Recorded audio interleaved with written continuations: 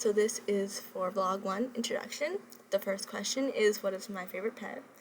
My favorite pet is my cat Moses. He is 2 years old and he's this white cat with gray spots on him, on his belly, head and tail. We adopted him this June, so he's very new to the family, but he is just the most loving and sweetest cat ever. He loves to sit on your lap and he'll let you pet him forever, and he just loves to be around people, and he loves that attention, and even if you're sitting down and he's laying on your lap, if you try to get up and take him off your lap, he likes to come right back to you. And he even knows my voice. If I try to call him for dinner, he comes running towards me, and it's just the sweetest thing ever. And I think he's just a very good family cat. He loves being around me and my family, and just the sweetest cat ever. So I love him so much. So that would be why he's probably my favorite pet I have. It's just the sweetest.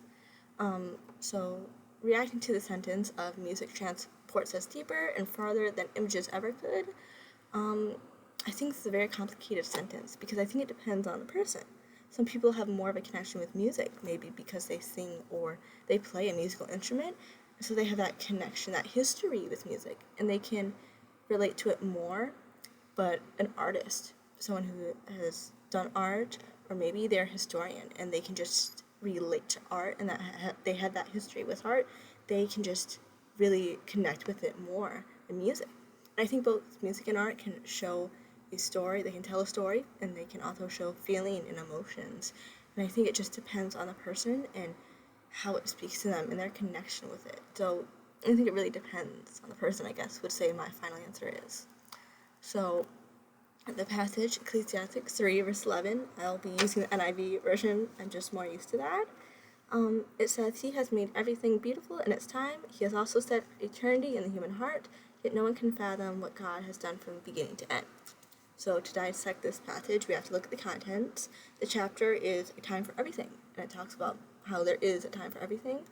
And I think, if we look at God, he has no beginning or end, So time for him is different than for us humans. We only know a beginning, our birth, and an end, our death. So it's very hard to, think about eternity, We have it in our hearts, I believe, I can say, we were made in God's image, but with sin, we cannot comprehend that eternity, One association, I think, with the difference between us and God is the burning bush. When Moses is talking to God, he can't look at God, because he has that sin, and God is his holy, perfect God, and they just aren't on the same level. So he talks to a burning bush because no one has directly looked at really God, a human. No sinful human has, because he is perfect and he can understand eternity and everything, yet we cannot.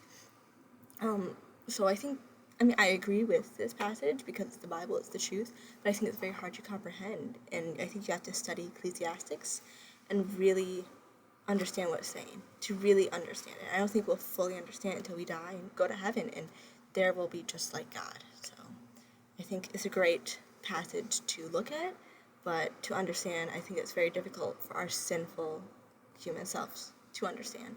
And I hope in heaven we will, eventually.